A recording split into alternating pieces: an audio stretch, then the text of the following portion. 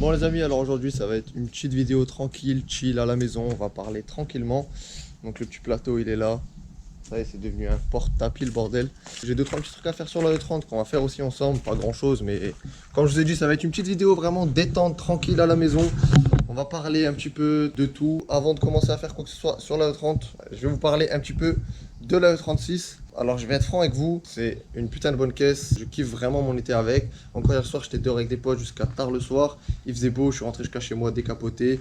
T'es là, t'es à la belle étoile, ta petite musique, t'es vraiment au max de ouf. Mais, parce qu'il y a toujours un mais, comme vous le savez, je kiffe les E30, vraiment un truc de ouf. Et la semaine dernière, j'ai roulé toute la semaine, quasiment tous les jours, avec la E30. J'avais oublié en fait à quel point c'était un bonheur de rouler en E30. Même le fait que ce soit plus le moteur d'origine, j'ai tout le châssis, tous les cylindres blocs en rigide. C'est plus du tout confort. J'ai les baquets dedans, j'ai les combinés, ils sont durs. Même quand tu les mets au plumeau, c'est une tannée, tu vois. Mais malgré ça, je kiffe 1000 fois plus rouler avec ma E30 qu'avec n'importe quel DE36 que j'ai eu. Mais je vais pas passer par quatre chemins. La E36, je pense que je vais pas la garder. Je sais pas pourquoi je vous dis que je pense que je vais pas la garder.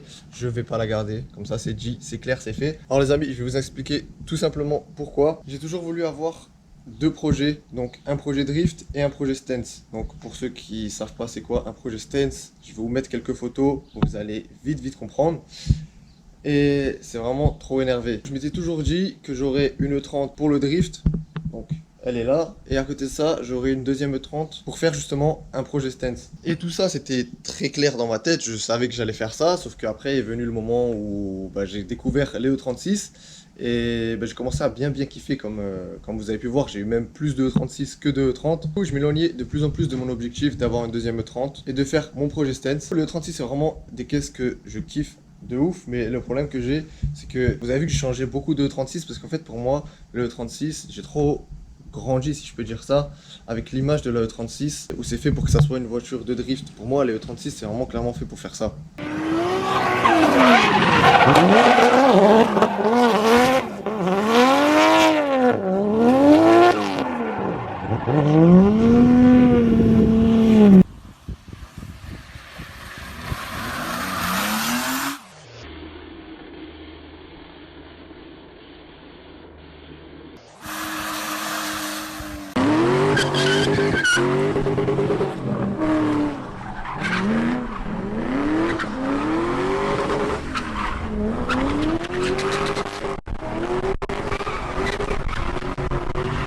Vu que j'ai cette vision-là des E36, je me vois pas faire une E36 stance. Pas du tout même. Après, je sais qu'il y a plein de gens qui vont me détester parce que ils vont dire que le E36 ça peut très bien faire le taf. Juste rabaisser avec des jantes, c'est très beau, hein. C'est énervé de ouf. J'ai kiffé toutes mes E36 qui étaient rabaissées avec des jantes.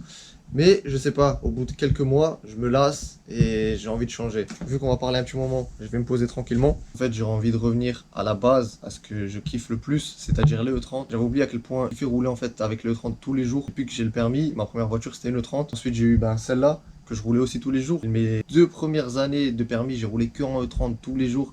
C'était le feu, je kiffais. Il n'y a pas un seul moment où je montais dans ma voiture et wow, c'était banal, tu vois, je kiffais à 100%. Je pense que le mieux pour moi, c'est de reprendre une deuxième E30 et aussi pour que je puisse continuer vraiment bien mon projet de ma E30 Drift. Déjà là, maintenant, elle est plus 100% street légale, c'est déjà compliqué. Et je sais qu'à un moment ou à un autre, j'aurai envie d'aller plus loin parce que déjà des choses que j'ai prévues, que je sais que j'aurai envie de faire un jour. Ma E30, elle est plus street légale à 100%. Déjà là, c'est un petit peu compliqué. Si en plus j'ai envie d'aller plus loin, je sais que je vais plus pouvoir la rouler sur la route comme avant. Déjà maintenant, c'est un peu compliqué, comme je vous ai dit. Donc du coup, je sais que en prenant une deuxième E30, je vais pouvoir me lâcher un petit peu plus sur celle-là, sans aller dans l'excès. J'ai pas envie de la dénaturer de ouf. J'ai envie de mettre un kit grand angle par la suite. J'aurais envie de mettre un arceau dans ma E30.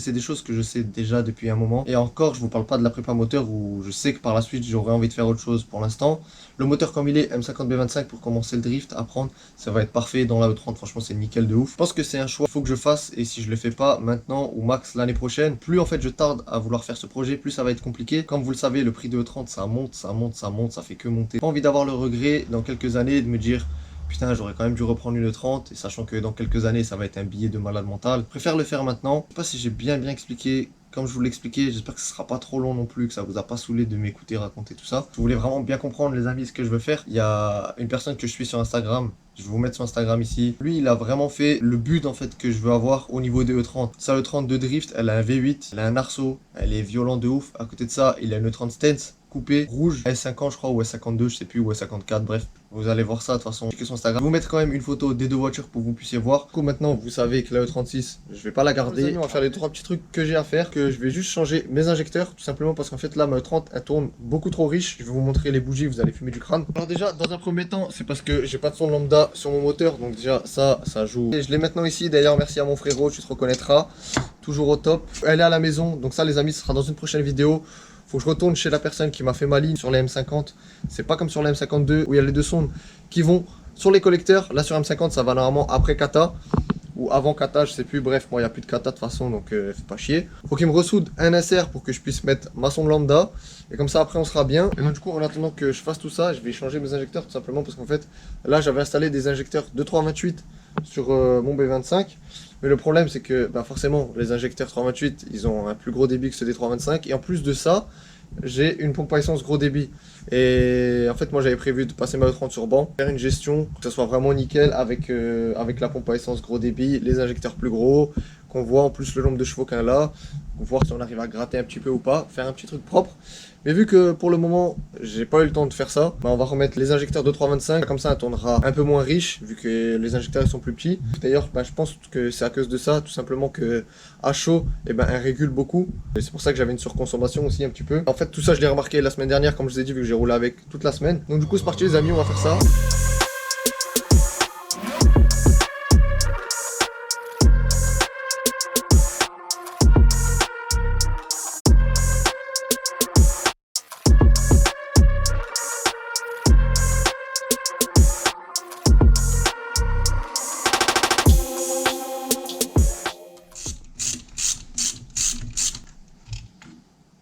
J'espère qu'on verra bien avec la GoPro, mais c'est bien noir de ouf. Je vais toutes les sortir là, je vais les nettoyer, je les remets. Et ensuite on va démarrer pour voir. J'ai tout remonté. On va pouvoir démarrer, voir si ça change quelque chose. Après bon, à froid, je pense que ça va rien changer. On va regarder à chaud. Donc, du coup peut-être on ira faire un petit tour avec la 30 après, je sais pas, on va voir.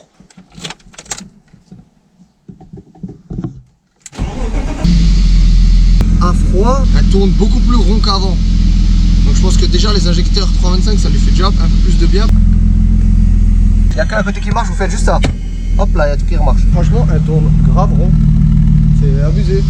Les injecteurs 328, je vais quand même les garder au cas où si je fais une gestion et qu'il y a besoin de plus. Je vais la laisser tourner. Là, elle est en température au niveau de l'eau et au niveau de l'huile, elle est à bientôt à 80. Que ça va, ça fait un petit moment que je vais laisser tourner là. Elle régule encore comme avant, mais beaucoup moins.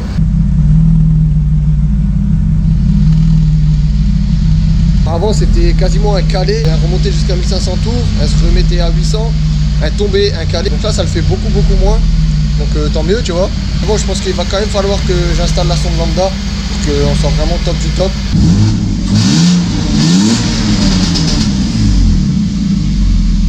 Petit retour là.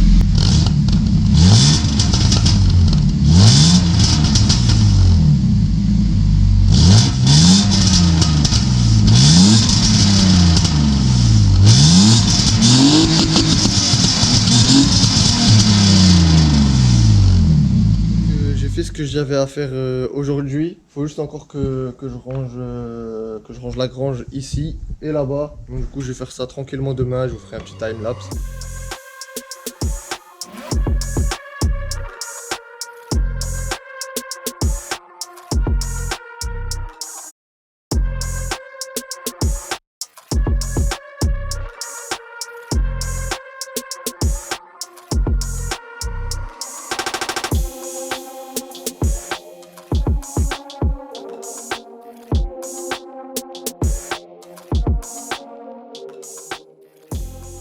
Les amis, donc on va enfin pouvoir travailler à nouveau sur cet établi là. Bon ça je sais pas où le mettre.